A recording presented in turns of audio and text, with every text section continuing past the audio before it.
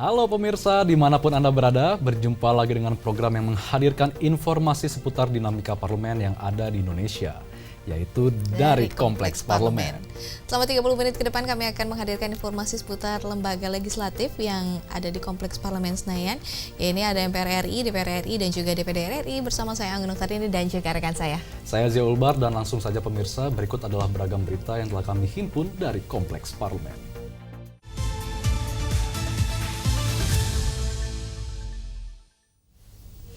Kita akan awali perjumpaan kita dengan berita dari Komisi 10 DPR RI yang mendorong Perpusnas harus jadi sumber literasi generasi muda. Baik nih Zia dan juga pemirsa, menjelang rencana pembatasan akses media sosial bagi pelajar SMP ke bawah pada Maret 2026 mendatang, Perpustakaan Nasional dinilai memiliki peran strategis dalam menyiapkan generasi muda yang berbudaya literasi. Ya, di sini anggota Komisi 10 DPR RI Karmila Sari menyampaikan kebijakan pembatasan media sosial bagi peserta didik di jenjang SD dan SMP harus diiringi dengan strategi pengalihan aktivitas yang lebih konstruktif. Berikut informasi selengkapnya. Perpustakaan Nasional memegang peran strategis dalam menyiapkan generasi muda yang berbudaya literasi, terutama menjelang rencana pembatasan akses media sosial bagi pelajar SMP ke bawah pada Maret 2026 mendatang. Anggota Komisi 10 DPR RI Karmila Sari menyampaikan kebijakan pembatasan media sosial bagi peserta didik di jenjang SD dan SMP harus diiringi dengan strategi pengalihan aktivitas yang konstruktif. Selama ini banyak anak-anak terbiasa mengakses informasi dan hiburan melalui gawai, sehingga perlu upaya serius agar mereka bisa mengalihkan kebiasaan tersebut ke aktivitas membaca buku secara fisik. Ada persiapan nanti di Maret 2026 ini akan ada memblokir media sosial untuk SMP ke bawah. Otomatis ini sudah pengalihan bagaimana siswa-siswa sekolah ini terbiasa untuk membaca buku. Selama ini mungkin mereka senang membaca atau melihat sesuatu dari gadget. Nah, ini harus beralih fungsi ke sesuatu yang fisik yang bisa dipegang ataupun buku. Nah, tentu kita berharap Perpusnas bisa mendapat tambahan anggaran untuk hal tersebut. Mengingat juga kita tahu kualitas pendidikan harus ditingkatkan tentu dengan banyak membaca, apalagi kalau kita ingin bagaimana critical thinking dari siswa-siswa, tentu generasi muda kita dengan banyak membaca. Dan kita lihat ini program Perpusnas sangat bagus karena memanfaatkan ruang perpustakaan itu tidak hanya membaca buku tapi kegiatan masyarakat juga dioper ke sana. Ini artinya semakin membuat dekat masyarakat dengan perpustakaan. Jika Indonesia ingin membentuk generasi muda dengan kemampuan berpikir kritis, maka membaca harus menjadi kebiasaan sehari-hari dan perpustakaan harus dibuat menjadi ruang yang menarik dan relevan untuk dikunjungi oleh masyarakat. Fajar Ilhami dan Temi, TVR Parlemen melaporkan. Ya, sebenarnya kebiasaan ini bisa didahului dari lingkungan keluarga nih Anggun. Di mana orang tua harus bisa membatasi anak-anaknya untuk membuka gadget. Kalau melihat keadaan ini, kita lihat orang tua sekarang mudah sekali memberikan gadget kepada anak-anaknya ini dengan alasan supaya nggak cepat rewel atau jadinya lebih diam. Namun tanpa mereka sadari hal ini malah menjadikan kebiasaan yang kurang baik untuk anak-anaknya sendiri. Sangat disayangkan ya. Benar sekali, Anggun. Dan kita akan beralih ke berita selanjutnya pemirsa, di mana anggota Komisi 3 DPR RI Adang menyebutkan bahwa menekankan pentingnya edukasi terhadap mahasiswa dan masyarakat di tengah kurangnya literasi dan maraknya misinformasi atau hoax terkait dengan tugas dan fungsi dari DPR RI. Hal ini ia sampaikan saat menerima kunjungan sejumlah mahasiswa Fakultas Hukum Universitas Jenderal Ahmad Yani beberapa waktu lalu. Adang menilai kunjungan ini mampu membuka wawasan mahasiswa terkait fungsi DPR sebagai pengawas pemerintah, fungsi penganggaran, hingga fungsi membentuk undang-undang. Berikut informasi selengkapnya. Di tengah kurangnya literasi dan maraknya misinformasi atau hoax terkait tugas dan fungsi DPR RI, anggota Komisi 3 DPR RI Adang Darajatun menekankan pentingnya edukasi terhadap mahasiswa dan masyarakat secara langsung. Menerima kunjungan sejumlah mahasiswa Fakultas Hukum Universitas Jenderal Ahmad Yani di Komisi 3 DPR RI, Adang Darajatun menilai kunjungan ini mampu membuka wawasan mahasiswa terkait fungsi DPR sebagai pengawas pemerintah, fungsi penganggaran, hingga fungsi membentuk undang-undang. Kehadiran mahasiswa-mahasiswi maupun mungkin organisasi masyarakat ya untuk datang ke DPR ini penting gitu ya. Jadi tahu apa sih tugas DPR sebagai pembuat undang-undang, sebagai pengawas, sebagai pembuat APBN. Jadi tidak akan terjadi salah interpretasi, karena apapun juga sekarang kan dengan media yang begitu luas, berita-berita yang belum tentu kebenarannya, dia tidak tahu apa yang dikerjakan DPR, asal bicara saja. Nah, dengan pertemuan-pertemuan sehari ini membuka wawasan. Sementara itu, dosen Fakultas Hukum Universitas Jenderal Ahmad Yani Lili Andayani mengatakan kunjungan ini dilakukan untuk memberikan gambaran kinerja anggota Dewan, terutama yang terkait dengan salah satu mata kuliah di Fakultas Hukum, yaitu proses pembentukan undang-undang. Menurutnya, mahasiswa perlu melihat langsung proses tersebut agar tak mudah terjebak hoaks di media sosial. Mahasiswa dibawa langsung ke sini untuk bisa melihat seperti apa. Ya, jadi itu juga bisa membuka wawasan mereka, tidak mudah ya disusupi dengan cerita-cerita, karena bisa lihat langsung seperti apa. Valdo dan Vintoko, TVR Parlemen melaporkan. Balik lagi nih terkait dengan literasi ya Zia ya, bahwa ini memang termasuk hal yang krusial di saat ini, apalagi di tengah banyaknya berita hoax di luar sana. Ya, tepat sekali Anggun, harus mulai banyak-banyak membaca dari sekarang nih. Dan kalau mendapat suatu informasi harus di cross check kembali apakah informasi tersebut benar atau tidak, jangan ditelan bulat-bulat. Iya, betul sekali. Dan pemirsa, kita akan break sejenak, setelah ini masih banyak informasi yang akan kami sajikan untuk Anda. Tetap bersama kami di TVR Parlemen.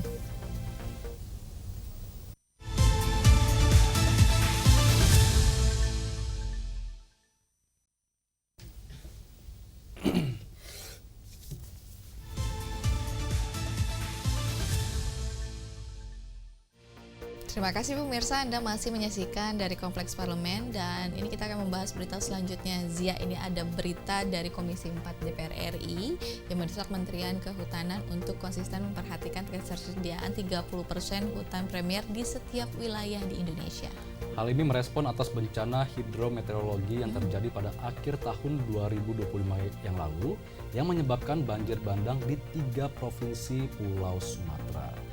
Kejadian ini diyakini akibat kerusakan serta tidak tertibnya alih fungsi lahan hutan sesuai amanat Undang-Undang Nomor 41 Tahun 1999 tentang Kehutanan.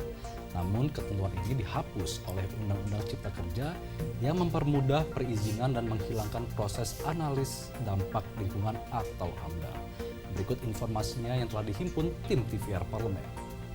Merespon bencana hidrometeorologi yang terjadi pada akhir tahun 2025 yang menyebabkan banjir bandang di 3 provinsi Pulau Sumatera diyakini akibat kerusakan serta tidak tertibnya alih fungsi lahan hutan.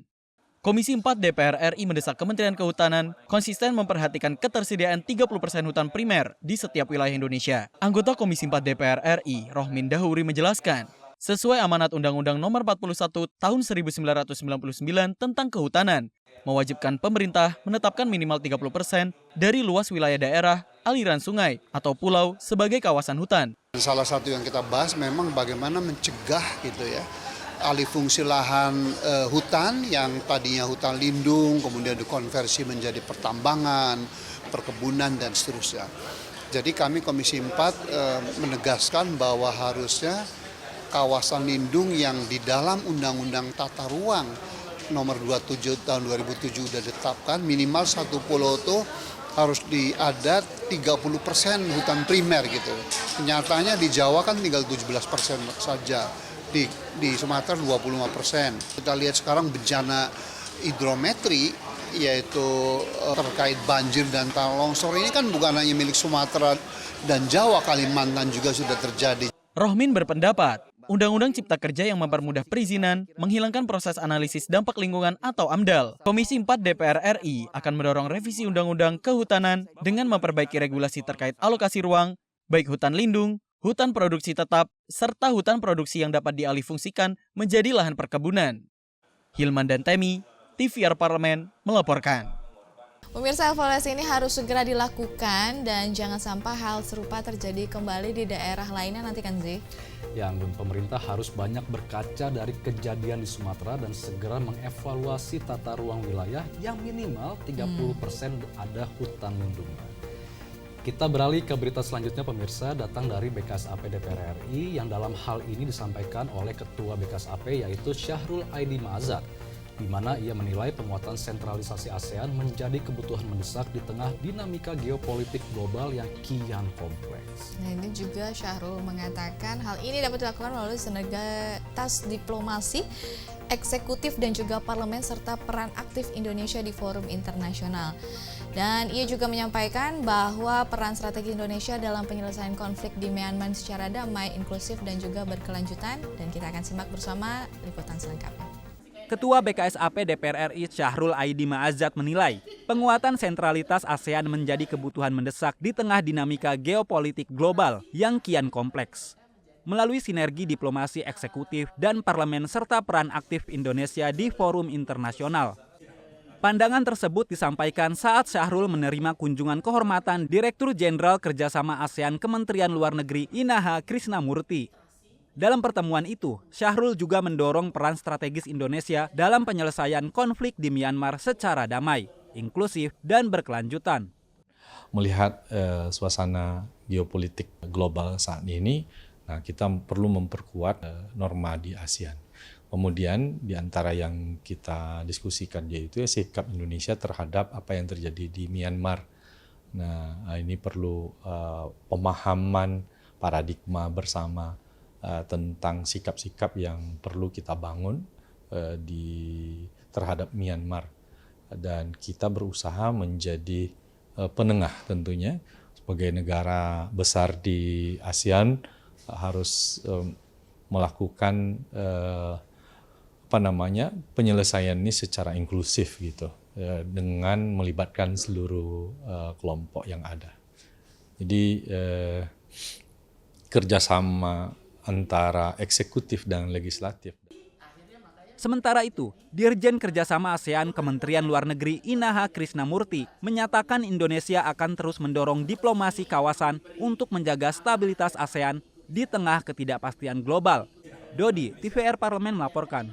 Anggun, banyak orang mengatakan tetangga adalah keluarga terdekat. Mungkin hal ini bisa juga diterapkan nih untuk negara-negara terdekat kita. Dan bisa dikatakan seperti itu Zia, bahwa ini mari dari itu kita akan harus menjaga hubungan dengan negara-negara tetangga kita, tidak hanya menjaga kerukunan saja, tetapi juga menjaga stabilitas ASEAN di tengah ketidakpastian global. Dan pemirsa, kita akan jeda sejenak, setelah ini kita akan kembali lagi dengan berita-berita lainnya seputar parlemen. Untuk itu tetap bersama kami di TVR Parlemen.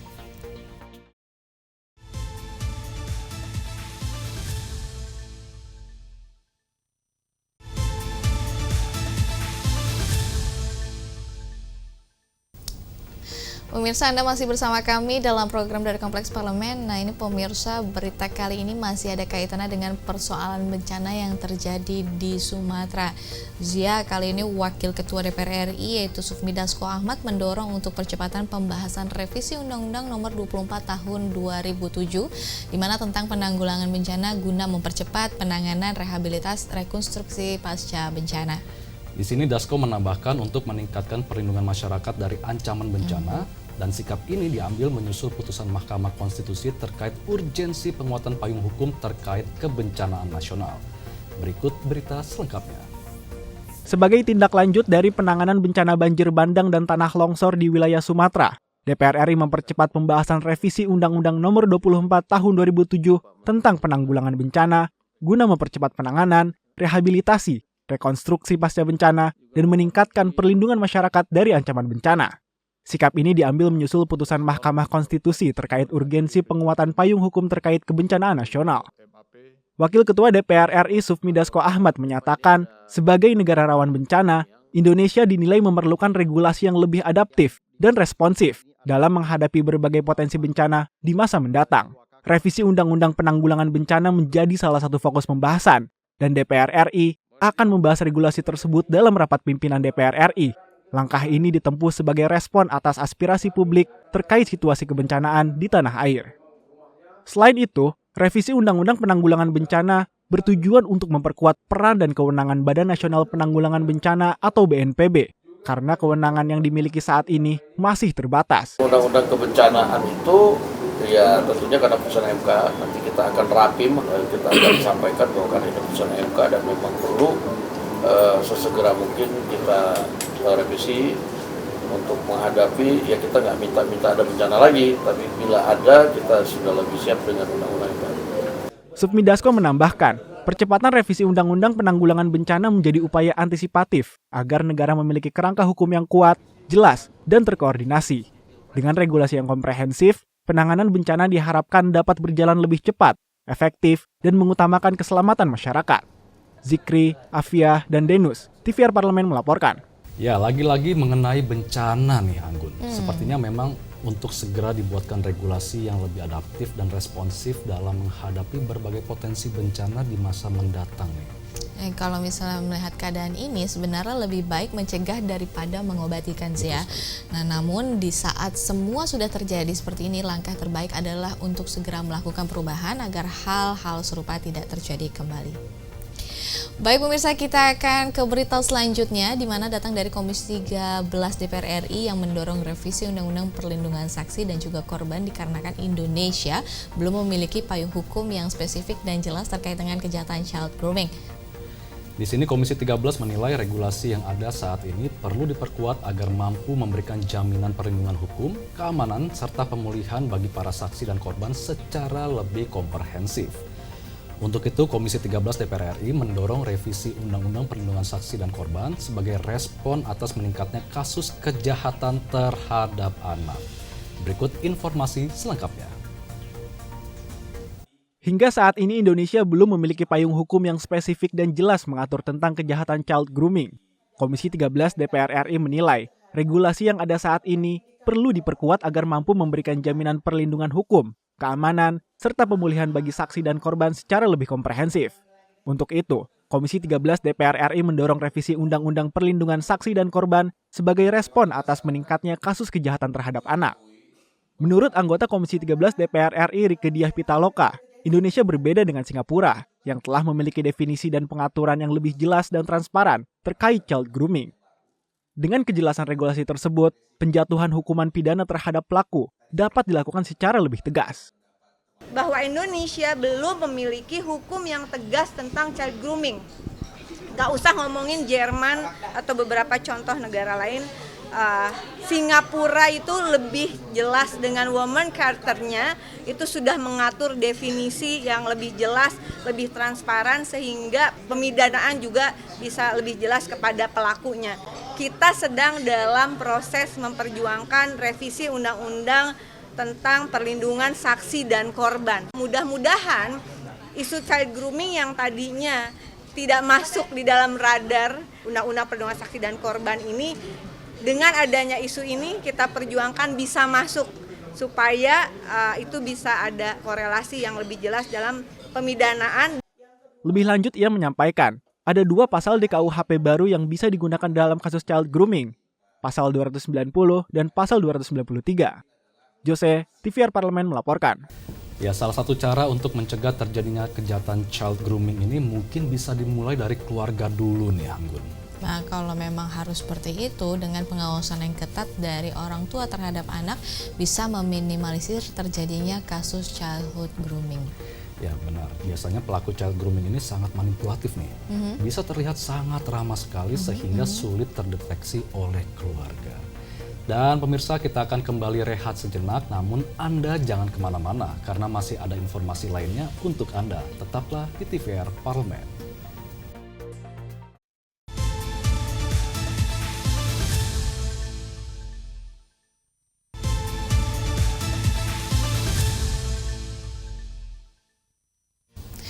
Pemirsa, kembali lagi bersama kami dari Kompleks Parlemen. Nih pemirsa, di segmen terakhir ini kami hadirkan informasi mengenai dorongan Komisi 7 DPR RI kepada pemerintah Provinsi Banten agar lebih serius mengembangkan potensi wastra Baduy. Ya, dalam kunjungan kerja ke Provinsi Banten, anggota Komisi 7 DPR RI Samuel Watimena menyayangkan potensi tenun Baduy yang belum tergarap secara maksimal.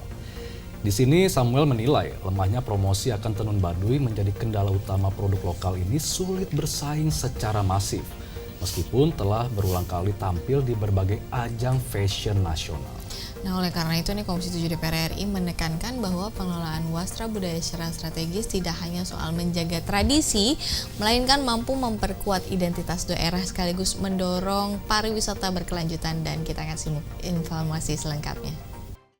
Di tengah besarnya minat publik terhadap wastra Nusantara, Komisi 7 DPR RI menilai potensi tenun Baduy Banten belum dimanfaatkan optimal sebagai penggerak pariwisata dan ekonomi kreatif daerah.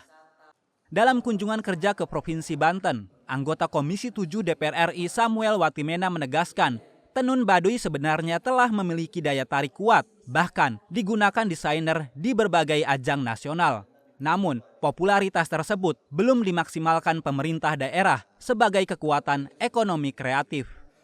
Samuel menilai, lemahnya komunikasi dan promosi daerah menjadi kendala utama.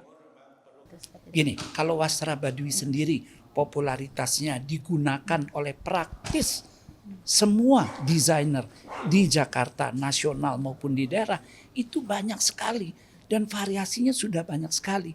Tapi pemerintah daerah di Banten ini menurut saya belum menjemput bola untuk memonetisasi popularitas tenun Baduy. Padahal kalau mereka memonetisasi ini, maka pariwisata di Baduy terkait, gaya hidup di Baduy terkait, kebudayaan di Baduy terkait, sehingga Baduy akan semakin lagi solid. Baduy sendiri ini kan udah eksotik sekali. Dalam berbagai hal, Baduy ini eksotik. Lebih lanjut, Samuel menilai pengelolaan strategis wastra Baduy dapat memperkuat identitas daerah sekaligus mendorong pariwisata berkelanjutan melalui integrasi budaya dan kawasan wisata. Dari Provinsi Banten, Akbar Prayoga, TVR Parlemen melaporkan. Ya tentu dukungan dari Komisi 7 DPR RI diharapkan mampu menjadi solusi nyata nih Anggun demi kelestarian budaya serta peningkatan ekonomi kreatif masyarakat yang ada di Banten. Kalau Anggun rasa juga nih Ziani, kita semua setuju kalau motif tenun Baduy memiliki pesona yang luar biasa. Dan semoga identitas lokal ini benar-benar bisa menjadi tuan rumah di negeri sendiri ya Zia. Benar sekali. Dan pemirsa, di berita terakhir kita pada kali ini informasi datang dari Komisi 12 DPR RI yang menyoroti pemanfaatan ekoenzim sebagai solusi ramah lingkungan untuk kurangi dampak TPA. Ya di sini Ketua Komisi 12 DPR RI Bambang Patijaya menegaskan komitmen Komisi 12 DPR RI dalam mendorong penguatan kebijakan pengolahan sampah yang ada di daerah. Di sini Bambang Patijaya juga menilai pemanfaatan ekoenzim dapat diterapkan dalam pengelolaan sampah karena dinilai lebih efektif serta mampu menurunkan polusi udara. Lantas sejauh mana implementasi teknologi ekoenzim yang ramah lingkungan ini dapat segera diadopsi oleh pemerintah daerah lainnya di Indonesia? Dan kita akan simak informasi selengkapnya hanya untuk Anda. Dalam rapat audiensi dengan komunitas Ekoenzim Indonesia Bersatu, Komisi 12 DPR RI mendukung pemanfaatan ekoenzim sebagai solusi ramah lingkungan untuk mengurangi dampak yang ditimbulkan dari tempat pembuangan sampah atau TPA.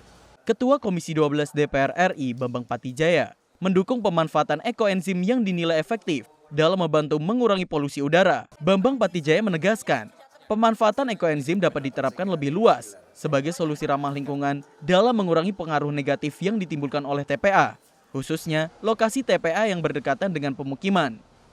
Pada uji coba yang sudah dilakukan pada TPA Batu, TPA Bantul, kemudian juga TPA yang ada di Manado, dan juga termasuk yang ada di Bali, Bali. Jadi saya pikir sudah ada 3 uji coba dan itu menunjukkan hasil yang terukur.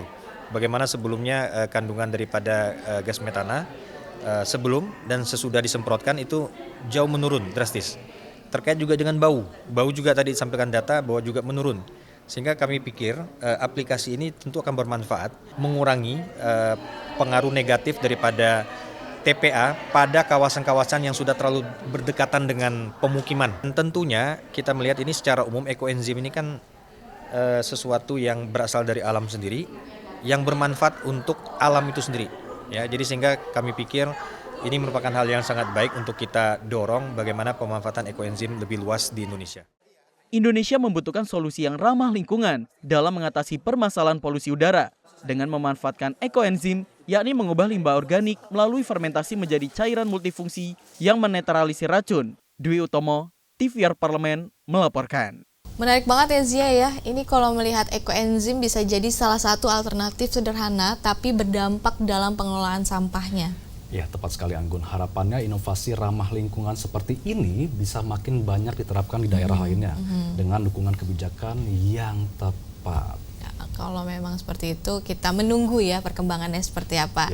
Nah, baik pemirsa, berakhir sudah kebersamaan kita di segmen terakhir ini. Kami mewakili segenap kru TVR Parlemen yang bertugas mengucapkan terima kasih telah menyaksikan program dari Kompleks Parlemen. Saya Anggun Oktarini dan juga Tatu Jarka Saya Zia Ulbar pamit undur diri dengan jangan lupa saksikan episode selanjutnya yang membahas informasi akurat dan terpercaya seputar MPR RI, DPR RI, dan DPD RI. Hanya dari Kompleks Parlemen.